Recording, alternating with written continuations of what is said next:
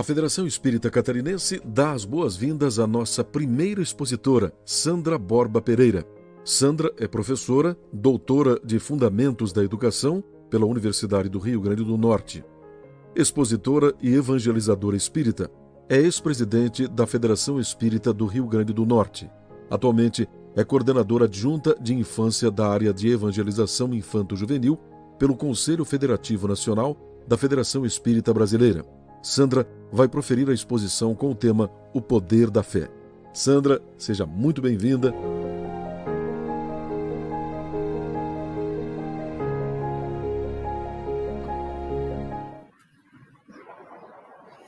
Boa tarde. Inicialmente, nós gostaríamos de agradecer o convite da Federação Espírita Catarinense, cumprimentando na pessoa da nossa querida Esther, toda a diretoria desta casa, todos aqueles que compõem os 16 núcleos de URI e todos aqueles que estarão nos acompanhando em momento real, bem como aqueles que, a posteriori, terão a oportunidade de acessar. O nosso agradecimento e parabenizar, claro, a Federação Espírita Catarinense por 76 anos de atividades ininterruptas, levando ao solo catarinense e espalhando a boa semente do Evangelho à luz da doutrina espírita, não só naquele território, mas através de suas diversas ações, contemplando o solo, vamos dizer assim, nacional, com as suas atividades. Muito feliz a escolha da temática, especialmente nos dias de hoje, né? Fé, esperança e caridade. Essa trilogia, ou podemos dizer, o enunciado fé, esperança e caridade, às vezes aparece como fé, esperança e amor, se encontra na Epístola aos Coríntios de Paulo, quando ele faz a belíssima dissertação acerca do amor. E após todas aquelas colocações tão profundas, com um sentido espiritual extraordinário, ele afirma, agora restam, né, 3 coisas, a fé, a esperança e a caridade, ou o amor. A mais excelente, ou mais excelente, é o amor. Muito bem, então temos aí essa famosa trilogia para a nossa meditação. Então, desde já também, cumprimentamos e desejamos um bom trabalho aos nossos queridos que sucederão a nossa fala, ao nosso Alessandro, de São Paulo, ao nosso Godinho, nosso presidente da Federação Espírita Brasileira, e, claro, ao nosso Divaldo, que culminará, né, essa conferência estadual espírita, né, de Santa Catarina, na sua versão 2021. Então, comecemos a trazer algumas observações em torno da fé. Esse tema é um tema um pouco controverso, né? Complexo, com variações de sentidos, de percepções. Há criaturas que dizem que gostariam de ter fé, mas não conseguem tê-la. Outros chegam a afirmar, não tenho fé, mas gostaria de morar junto com uma pessoa que tenha ou tivesse fé, porque a pessoa que tem a chamada fé, ela é capaz de contagiar de modo muito positivo as pessoas que estão no seu entorno, ao seu derredor. Mas quando eu estava pensando acerca da abordagem em relação ao tema da fé, me veio à lembrança um filme que assisti faz tempo, né? A famosa trilogia. Depois de 2008 passou a ser uma quadrilogia, mas a tradicional trilogia de Indiana Jones, né? O cérebro que é arqueólogo, né? E existe no terceiro filme, que é exatamente Indiana Jones e a Última Cruzada, uma cena que me marcou, eu fiquei gravada, aquilo ficou realmente comigo, né? Porque o Indiana Jones é aquela figura que apresenta uma certa dubiedade, né? É muito cínico, muito irônico, é um grande professor, mas ao mesmo tempo é um grande aventureiro, apresenta toda aquela performance do professor, sério, mas daqui a pouco está lá com seu chicote, né, famoso, e sai em aventuras que muitos de nós aqui já acompanhamos. Quem não acompanhou está perdendo, porque é muito bom de ver.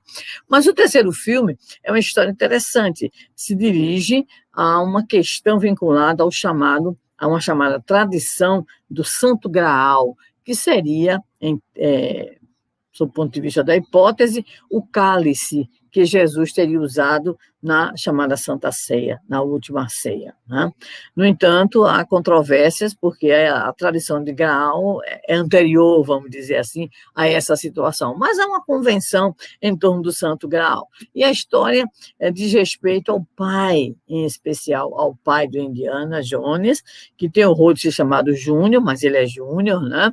E o seu pai, então, já idoso, é um arqueólogo também, sai e está em busca, né, tem pistas excelentes para encontrar em determinado local o Santo Graal. Bem, toda a trama do filme decorre exatamente da situação em que o pai do Indiana Jones é sequestrado e ele então vai não só na luta para resgatar o seu pai, como para tentar encontrar, a partir das anotações de seu pai, o Santo Graal para entregar, como sempre, aos nazistas que estão sempre presentes nos outros filmes, né? No primeiro filme, especialmente, Os Caçadores da Arca Perdida.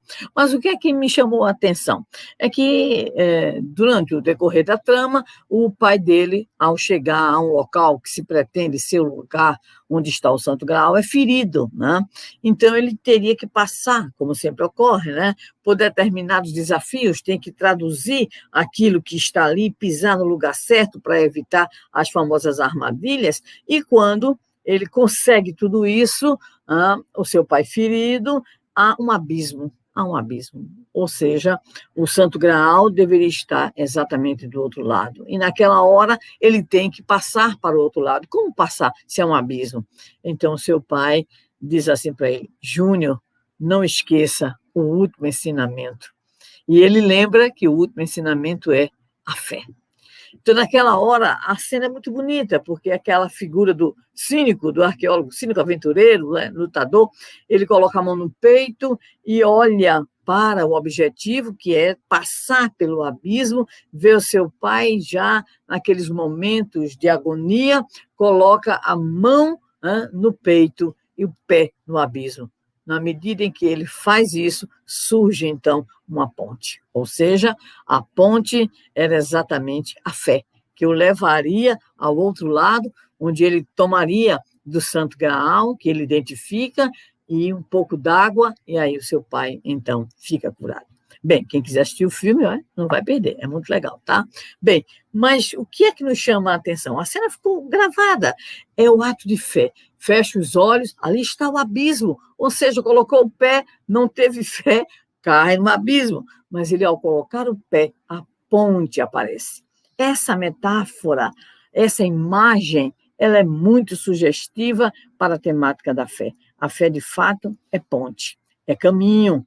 E é por essa razão que se discute muito a questão de ter ou não ter fé, e não só a questão de ter ou não ter, mas como ter, que tipo de fé nós, de fato, podemos vivenciar, podemos ter, podemos usufruir em nossa passagem aqui na Terra, com tantas dificuldades que temos.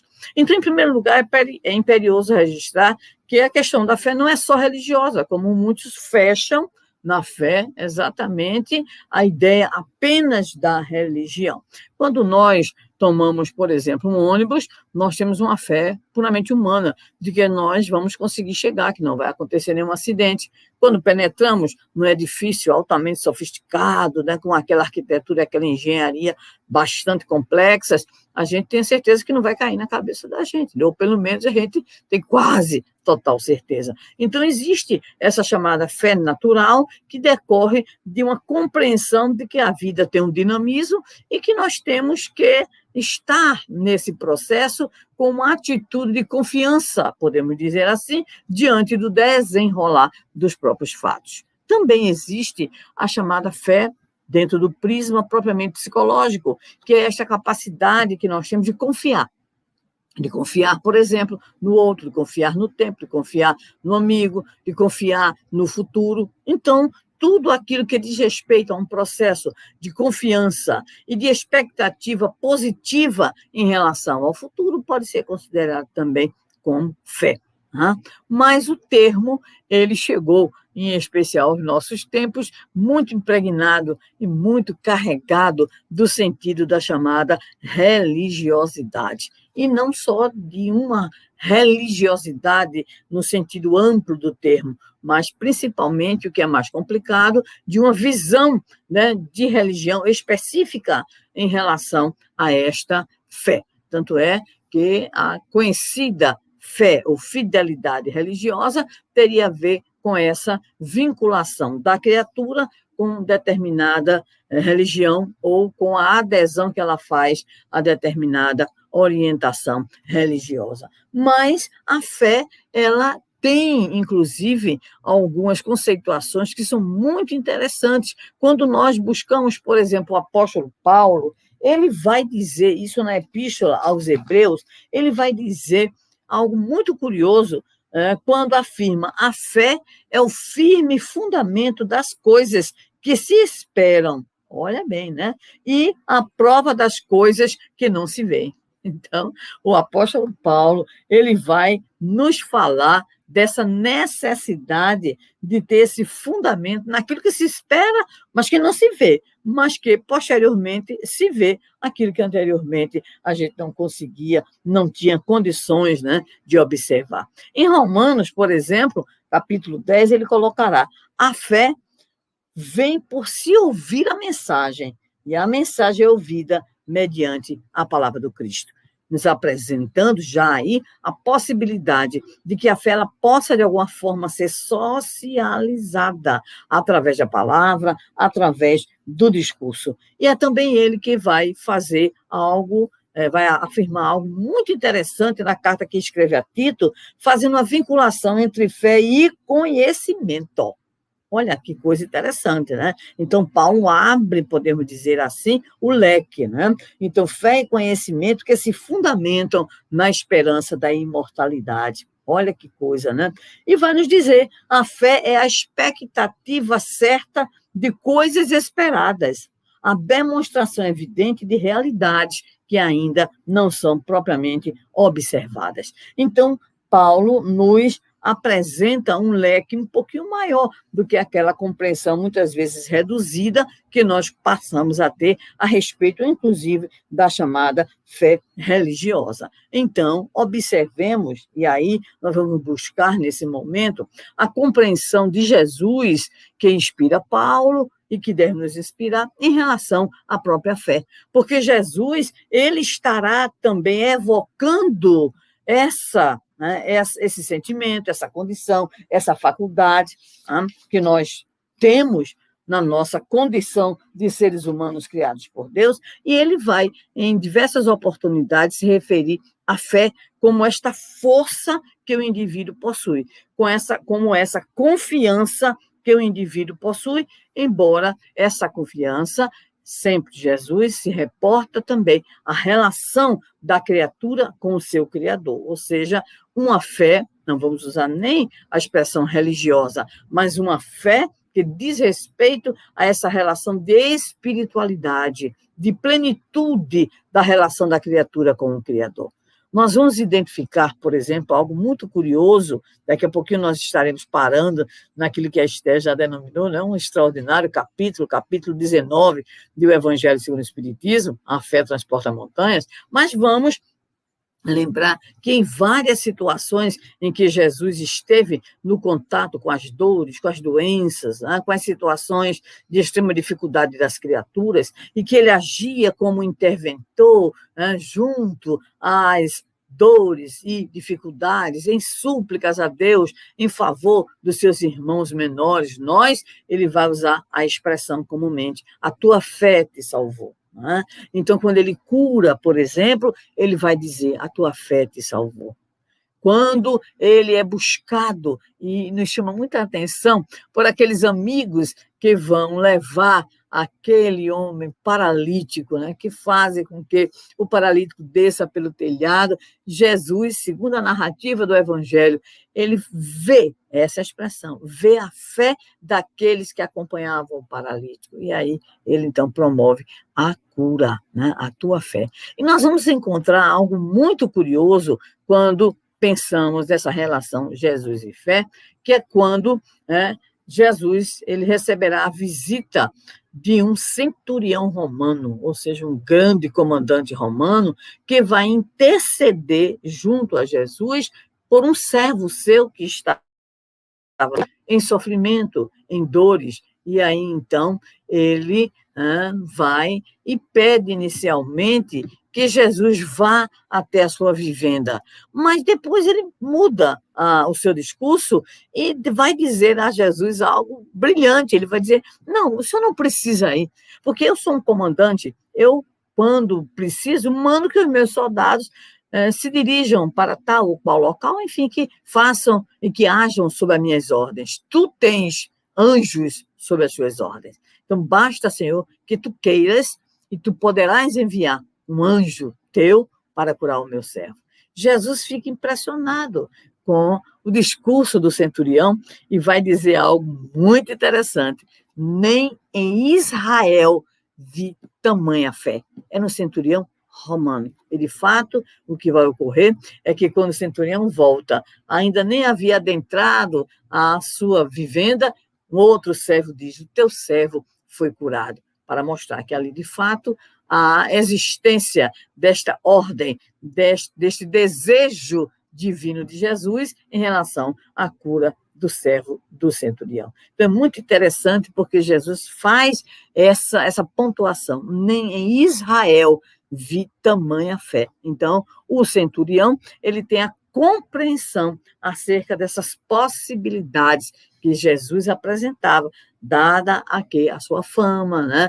Porque já era conhecido por demais pelas suas múltiplas ações ao longo já de algum tempo em relação às dores e aos sofrimentos. Mas é exatamente o próprio Jesus que estará em determinado momento, e isso está já no capítulo 19 do Evangelho segundo o Espiritismo, admoestando os discípulos em relação à fé. Se ele elogia o centurião, porque diz que nem em Israel ele tinha visto tamanha fé, ele vai admoestar os seus discípulos e nos trazer uma grande lição, talvez a mais popular de todas em relação à fé, fazendo um paralelo entre a fé e o grão de mostarda. Vamos lá. Qual é a situação? Chega aquele pai desesperado, o chamado pai do menino lunático, aquele que era obsidiado, que o espírito obsessor, ora o jogava na água, ora o jogava no fogo, enfim, que vivia essa experiência, acreditamos, de uma subjugação. Né? Então, esse pai desesperado leva o seu filho aos discípulos, mas os discípulos não conseguem, de forma alguma, libertar o garoto do processo obsessivo. É quando o pai decide levar o menino diretamente a Jesus e diz, os teus discípulos não foram capazes, não conseguiram, né? E aí, então, Jesus, usando toda a sua autoridade moral, estará libertando o menino desse processo obsessivo, estará remetendo seu pai, que vá cuidar do menino e tudo mais, e os discípulos estarão acompanhando essa situação e ficarão, vamos dizer assim, né, desconfiados, né? Porque, afinal de contas, haviam recebido do próprio mestre o quê? Uma espécie de carta, né?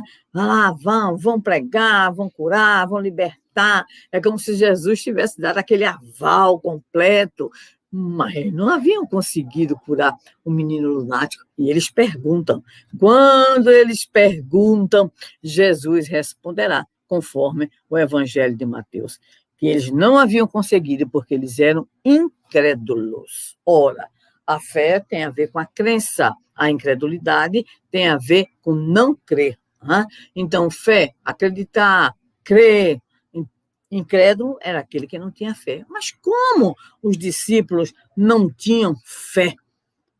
Por que Jesus faz essa afirmativa tão contundente perante aquele grupo de discípulos que não havia conseguido, de forma alguma, libertar o menino desse processo de subjugação?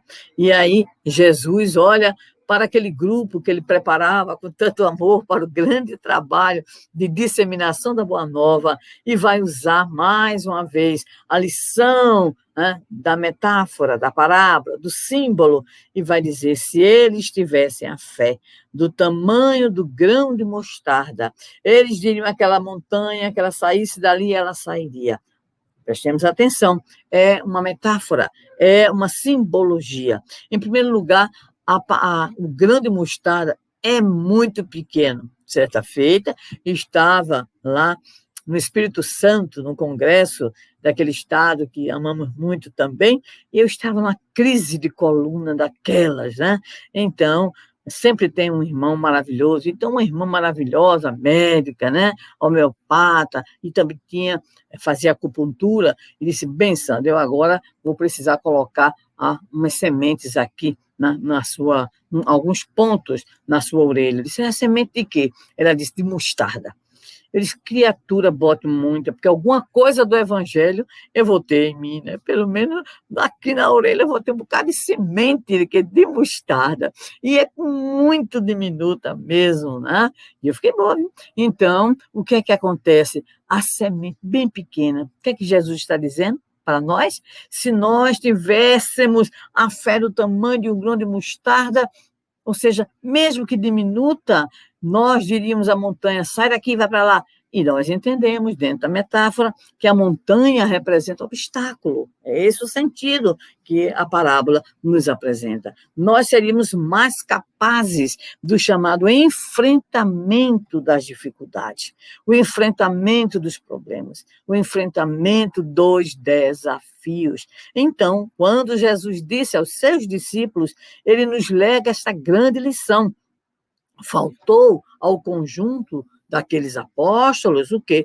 Um upgrade, ou seja, um a mais, né? Um plus em relação a esse sentimento que tem a ver. E como?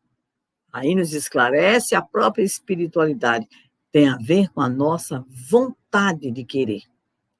Essa vontade que vai, então, alimentar em nós esse desejo de dizer: quero. Por isso, Jesus, muitas vezes, era defrontado por aqueles que lhe pediam a cura, e muitos diziam: se quiseres, Senhor.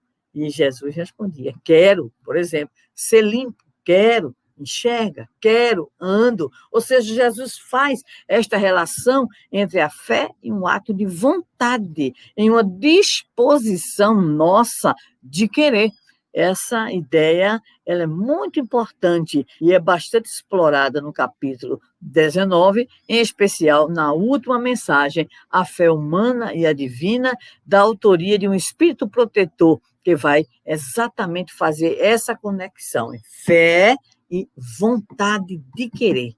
Ou seja, o nosso impulso, aproveitarmos essa inclinação que temos, natural, para que ela se torne cada vez mais evidente, para que ela, de fato, ela possa nos auxiliar nos vários empreendimentos da nossa vida, né? Então, Jesus sempre esteve nos apresentando o valor da fé, nos mostrando como ela nos livra, nos mostrando como ela nos auxilia nas escolhas, nos mostrando como é que ela vai funcionar como uma alavanca de superação das nossas dificuldades e, principalmente, como força de enfrentamento, como força de encorajamento. Então, ele vai usar, às vezes, outras expressões, como, por exemplo, bom ânimo, tem de bom ânimo, né? Eu venci o mundo, no mundo tereis aflições, e assim ele vai sempre mostrando o valor deste chamado pensamento positivo, dessa atitude íntima de confiança no futuro, de confiança no porvir. Isso nos faz lembrar uma colocação muito interessante que lemos nesses dias que estamos aqui procurando organizar o pensamento, uma colocação de Charlie Chaplin, né? O nosso Carlitos tão famoso. Mas ele diz uma coisa que eu gostei muito. Ele diz: penso que a fé é a extensão do espírito. Olha, é a chave que abre a porta do impossível. Olha que imagem interessante. É a chave que abre a porta do impossível. Porque nós somos criaturas que vivenciamos dificuldades, que vivenciamos problemas e que vivenciamos surpresas. Muitas surpresas na vida. A vida não é aquela linha reta, que a gente sabe tudo que vai ocorrer, nada disso. A gente está aqui, daqui a pouco a gente não sabe o que está acontecendo com um parente, um amigo, alguém que nós amamos. A gente está aqui, de repente não sabe se amanhã vai estar, e assim por diante. E em especial nesses dias, nesses momentos de tantas dificuldades ocasionadas pela pandemia, nós vivenciamos muitas e muitas surpresas. Nós, que acompanhamos inúmeros grupos, pessoas, amigas, familiares, todas envolvidas nessas doenças, não só de Covid, mas também outras formas de adoecimento, nós já vivenciamos isso diariamente. Como a gente é surpreendido por esse ou por aquele momento, por essa ou por aquela dificuldade diferenciada. Daí, o nosso Charles Chaplin tem completa razão, né? A fé deve ser a extensão da nossa própria alma, do nosso espírito. Deve ser a chave que nos auxiliará a abrir a porta do impossível, porque nós percebemos isso diante da nossa fragilidade, diante da nossa limitação, mas que esta força, esta condição, ela será profundamente importante nesses enfrentamentos. Quando nós trabalhamos uma temática referente mais ou menos ao assunto, mais direcionada mais para a chamada resiliência, ou a capacidade de enfrentar o sofrimento para crescer, sempre nos lembramos da história que ocorreu com a professora Andréa Salgado, mais ou menos em 2005, se não me engano, em que ela, que sempre teve medo de andar de banana boat, aquele brinquedinho lá, né, perigoso, claro, puxado por uma lancha, né, ali no mar, e ela disse que naquele dia ela decidiu ir. Então ela foi no banana boat, quando de repente veio uma lancha na direção, né, não só dela, mas de outras pessoas, mas com ela o caso foi muito grave, né? E ela, naquele acidente, diz que viu o pé, né, ali ao lado do rosto dela e disse, pronto, acabou, perdi minha perna. E aí, naquela hora, ela pensou assim, meu Deus, leva a minha perna, agora me deixa criar meus filhos. Ela tinha 2 filhos pequenos, né? E aí, então, a história, que inclusive teve a oportunidade de receber comentários, inclusive de companheiros espíritas em alguns periódicos, isso lá pelos idos de 2005 em diante, né? A professora Andréa Salgado disse que estava, então, no hospital, né?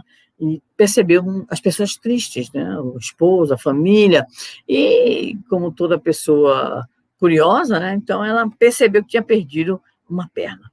Mas se a curiosidade foi maior, ela colocou a mão e percebeu que perdeu as 2 pernas.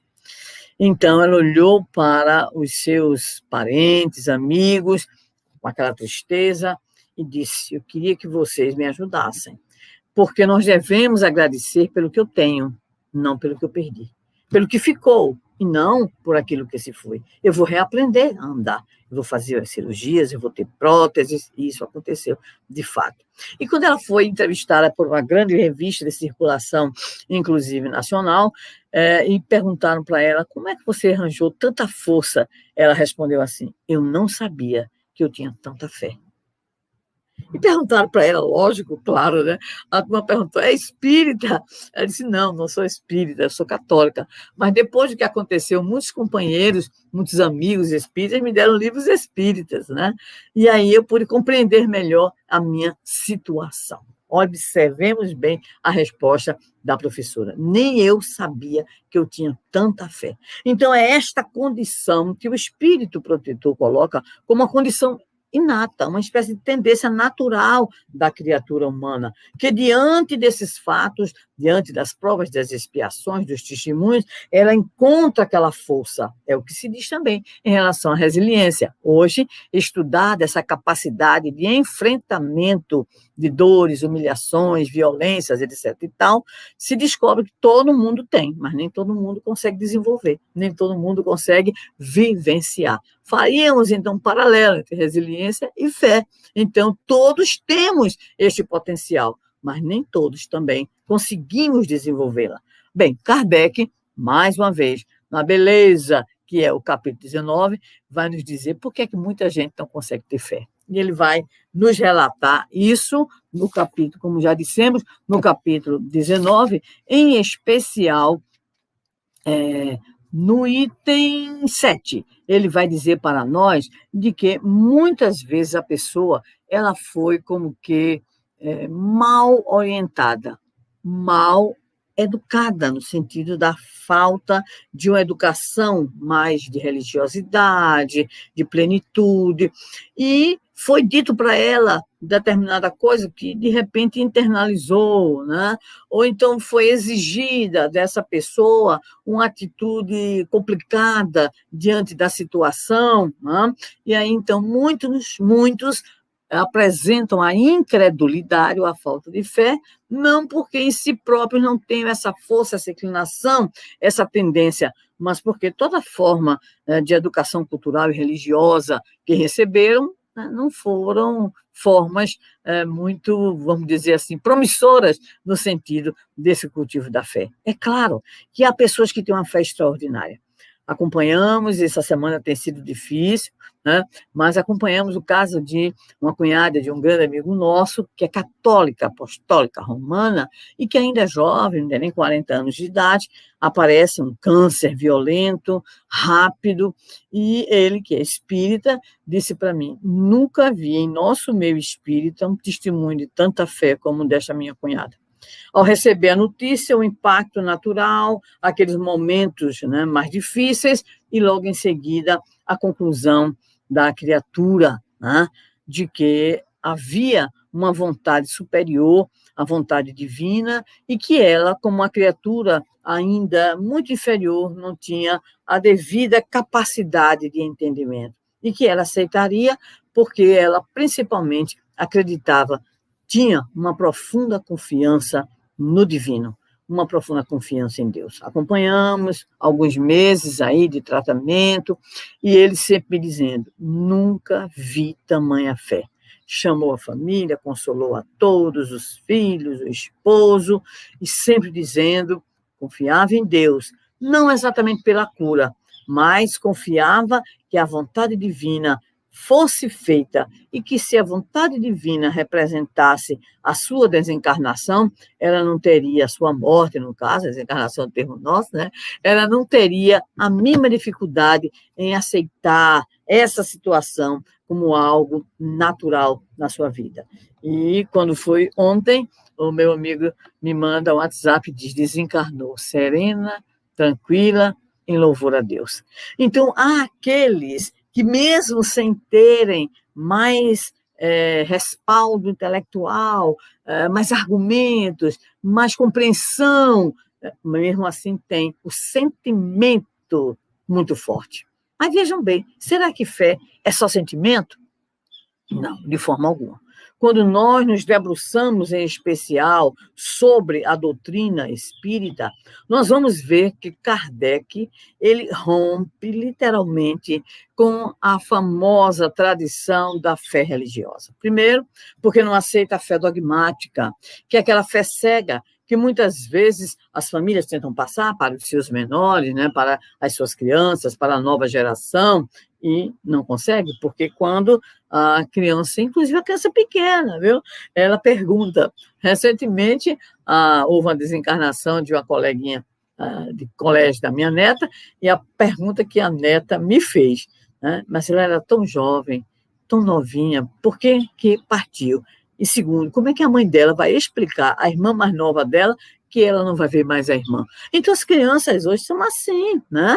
E bem mais novas, elas vêm com argumentos. Então, quando nós nos debruçamos sobre a compreensão espírita da fé, vamos ver como Kardec, ele se afastou daquela visão, completamente, daquela visão da chamada fé religiosa, ou seja, a fé dogmática, a fé que diz que você tem que acreditar. Então, muitas pessoas, diz o próprio Kardec, no item 7, ao qual nos referimos, não conseguem ter fé porque elas precisam de algo mais que um sentimento. E é o próprio Kardec, nesse mesmo item, que vai dizer para nós que há aqueles que, a partir das suas experiências reencarnatórias, sedimentam como patrimônio espiritual esse sentimento de fé. Então, eles reencarnam, né, e já tem esse sentimento. Mas tem umas almas, né, que nem que nós, os espíritas, que são as almas, me perdoem a brincadeira, cri-cri, o que é isso? Por que isso? Por que aquilo? Por que aquilo outro? Por que é isso? Então, a gente pergunta tanto, a gente tem tanta necessidade, né, de compreender para crer, que nós estamos em outra situação, demandando explicações. Pois Kardec vai nos auxiliar, e como vai nos auxiliar? Nos dizendo exatamente isso, que a fé, né, ela tanto pode ter por parte da pessoa, de fato, todo um patrimônio que a criatura já tem, ou seja, reencarna já tendo essa fé, essa inclinação natural desenvolvida, ou então nós temos aqueles que precisam de quê? De uma compreensão, que precisam não apenas da sua dimensão em termos de fé emocional, né, religiosa, mas precisa também da sua dimensão de explicação, de compreensão. Essa compreensão que faz com que a fé ela não seja a chamada fé volátil, né? Não seja a chamada fé, né, vacilante. Então, a fé vacilante é complicada, né? Kardec nos apresenta, e isso agora no item 3, ele vai nos apresentar duas espécies de fé, a chamada fé sincera e verdadeira e a fé vacilante. E ele vai apresentar um argumento que é muito, muito importante, porque ele vai dizer que enquanto a fé verdadeira, sincera, ela é calma, ela é paciente, ela sabe esperar, e principalmente porque ela tem apoio, presta atenção, apoio na inteligência e na compreensão das coisas. Então, Kardec reúne fé, razão, fé, inteligência. Mas a fé vacilante, diz ele, é uma fé repleta de fraqueza. E muitas vezes a manifestação dessa fraqueza é a cólera, é a agressividade. Nesse momento, nós podemos dizer que, de fato, o Espiritismo tem uma outra visão da fé, que não a fé, até então, bastante difundida, e até hoje, da chamada fé dogmática, ou aquela fé em que a criatura faz uma filiação, sob o ponto de vista de ideias, de valores, a determinada concepção, e aí há uma espécie de perda de espaço para a dúvida, para a lógica. E a fé dogmática, muitas vezes, ela se torna fé cega. E a fé cega, ela é extremamente complicada, porque ela pode levar a criatura, devidamente manipulada, sob o ponto de vista das ideias, a agir de forma agressiva, sem nenhuma pretensão de ser dona da verdade, que não é o nosso caso, mas nós ouvimos falar de pessoas que têm uma fé, às vezes, tão cega, que são capazes de agir contrariamente à lei de justiça, de amor e de caridade, apenas porque acham e acreditam no discurso que lhes é apresentado. Então, isso se torna, inclusive, perigoso, né? Perigoso sob o ponto de vista da incorporação pelas pessoas de determinados discursos que se tornam discursos de indiferença, de intolerância, ou então até mesmo de agressividade em relação a quem pensa diferente. Isso é muito grave, né? E nós temos que estar muito atentos a isso. Então, voltemos a Kardec e a compreensão de que com ele, com o Espiritismo, a fé tem que estar, né, convivendo diretamente com a razão. Tem que estar convivendo com a inteligência, com a argumentação. Isso significa dizer, cuidado com o que eu vou dizer agora, né? Que a fé espírita é uma fé que tem um espaço para a dúvida. Porque nós não temos a fé dogmática religiosa, nós temos a fé nesse sentido do diálogo entre fé e razão, entre fé e inteligência. Então, a nossa fé espírita nos afirmam, não apenas os luminares, o próprio Kardec, os grandes comentaristas da doutrina, é uma fé dialógica, é uma fé raciocinada. Prestemos atenção. Quando Kardec usa essa expressão fé raciocinada, parece que ele quer juntar duas coisas que não se juntam. Porque, sob o ponto de vista da chamada lógica, realmente não se juntam. Então, quando você estuda, como eu estudei, como muitos estudarão, conhecimento humano, aí tem lá o senso comum, aí quando fala no conhecimento religioso, é um conhecimento revelado, dogmático, que não tem espaço para dúvida, que não tem espaço para o questionamento, que é como se fosse um tabu. E aqui você tem a filosofia, que indaga, né, que levanta hipóteses, dúvidas, você tem a ciência, que investiga, e assim por diante. É como se fossem campos diferentes. Isso nos faz lembrar de um cientista, né, chamado Francis Collins, que afirma de uma forma extraordinária que ele não entende como é que a verdade refuta a verdade. Isso comentando sobre o velho atrito ciência e religião. Então, ele vai dizer, não entendo, porque a verdade não pode refutar a verdade. Não existem duas verdades. Né? Então, é a gente que não está conseguindo entender esse caminho, esse mapa, né? Essa trajetória em torno dessas questões. Então, Kardec é muito claro para nós. É fé raciocinada, por quê? Porque não basta dizer eu creio, é preciso tentar entender. Voltando a Paulo, é preciso que esta fé esteja abraçada ao conhecimento, conforme ele diz na carta a Tito. É preciso que essa fé ela tenha o apoio da inteligência e da compreensão. É por essa razão que podemos afirmar categoricamente que o Espiritismo ele aviva a fé, ou reaviva para muitos. Né? Por quê? Porque nos faz compreender algumas coisas, se não muitas e muitas coisas, que nós precisamos para manter esse sentimento de fé em Deus, essa confiança no divino, em especial a confiança na sua justiça e no seu amor. Então, quando nós buscamos essa fé à luz do Espiritismo, nós buscamos também os fundamentos da própria doutrina. Nós vamos encontrar a existência de Deus como fundamento, a imortalidade da alma, a existência e sobrevivência do espírito, a comunicabilidade dos espíritos, a reencarnação, a pluralidade dos mundos, a justiça das aflições, a razão de ser da dor, a destinação nossa, que diz respeito à nossa caminhada em busca da perfectibilidade, conforme Jesus coloca, e Mateus está lá, registrado 5,48, sede perfeitos. Como conquistar isso? Pelo esforço, pelo caminhar, e esse caminhar se dá nesses cenários de aprendizagens, e esses cenários são as nossas experiências reencarnatórias. É por essa razão, então, que a fé agora, à luz da doutrina espírita, é uma fé que não exatamente particulariza. A gente vê muito quando a gente assiste determinadas palestras, determinados chats, a gente acompanha, então, de repente, alguém quer que Divaldo, Alberto, qualquer outro companheiro, Jorge Alahá, e assim por diante, responda a situação específica de determinado crime, por exemplo. E aí, conversando com o nosso Alessandro, nós discutimos um pouco sobre as nossas dificuldades. A gente não sabe o que é que está por trás do véu.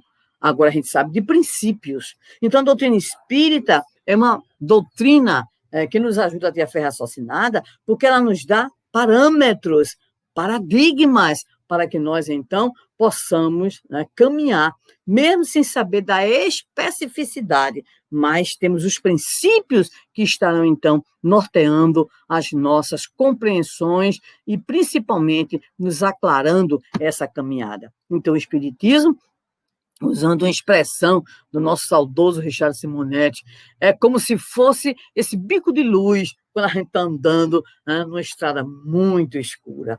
Então, a doutrina espírita, ela vem nos dizer da justiça divina, ela vem nos dizer da nossa condição de construtores da nossa própria destinação. E é a partir daí, então, que nós vamos encontrar alguns caminhos para que esta fé ela possa, de fato, ser, principalmente aí na visão do codificador, ela possa ser descoberta, ela possa ser educada, ela possa ser desenvolvida como um esforço nosso. Kardec, ele como um velho espírito europeu, francês, ele é meio, estou aqui, eu digo mesmo. E ele diz o quê? Não é a fé que vai atrás do indivíduo, não. É o indivíduo que tem que ir atrás da fé. Então, ele é direto. Então, a fé, ela pode, de fato, ser conquistada, ela pode, por esse exercício dialógico, e dizíamos ainda há pouco, quando Kardec fala, usa a expressão fé raciocinada, parece uma incoerência, porque fé está num canto, raciocínio está no outro. Não, isso dentro de uma perspectiva da lógica, mas não numa perspectiva da dialética. Na perspectiva da dialética, fé pode, sem dúvida nenhuma, conversar com a razão. Por isso, o Francis Collins nos dizia, não pode haver duas verdades. Por isso que no Evangelho encontramos a aliança da ciência com a religião, para que aprendamos a não ter tanto conhecimento fragmentado, mas para que possa libertar de crendices, de superstições, né, de visões que são apenas envolvidas em questões de ordem material, buscas de relações estranhas com o divino, para elastecer a nossa compreensão, para que nós possamos entender que a bondade divina se manifesta permanentemente em nossas vidas. Ainda temos dificuldades para entender esse ou aquele problema? Claro. A doutrina espírita nos diz que a fé é raciocinada, consequentemente é dialógica, consequentemente é progressiva. Nós estamos em progresso. E lembramos a respeito disso de uma visão muito curiosa de Martin Luther King sobre a fé. Ele diz, tenha fé para colocar o pé no primeiro degrau, só no primeiro.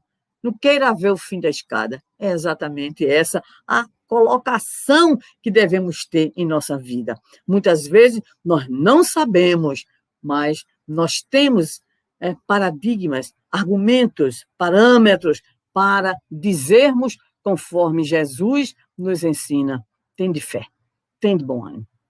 Então, queridos amigos e estimados irmãos, renovando os nossos votos de que esta casa, aos 76 anos, possa continuar levando adiante a sua tarefa, nós desejamos a todos aqueles que nos ouvem fé, em especial nos dias de hoje, em que precisamos, como nunca, renovar na nossa intimidade a certeza de que, quando Jesus disse, não cai um fio de cabelo de vossas cabeças, sem que não haja a permissão de Deus para isso, que nós possamos dizer, faça-se, Senhor, em nós e faça-se no mundo a vontade de Deus, porque a sua vontade é a de que progridamos, é a de que nos eduquemos, é a de que aprendamos com a experiência da vida a valorizar a própria vida, a valorizar a nós, a valorizar a nossa vontade, e a seguir adiante, para a frente e para o alto, renovando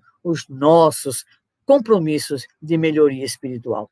Um abraço fraterno, amigo, àqueles que estão conosco, a todos os queridos amigos do chat, a todos aqueles, a turma do backstage, a direção da fé, que a todos que nos acompanham, e vamos lá, andar com fé, eu vou, porque a fé não costuma falhar.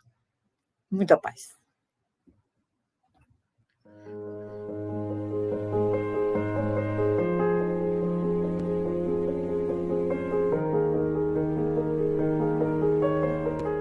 A Federação Espírita Catarinense agradece a excelente contribuição da conferencista Sandra Borba nesta Conferência Espírita de Santa Catarina em sua edição 2021.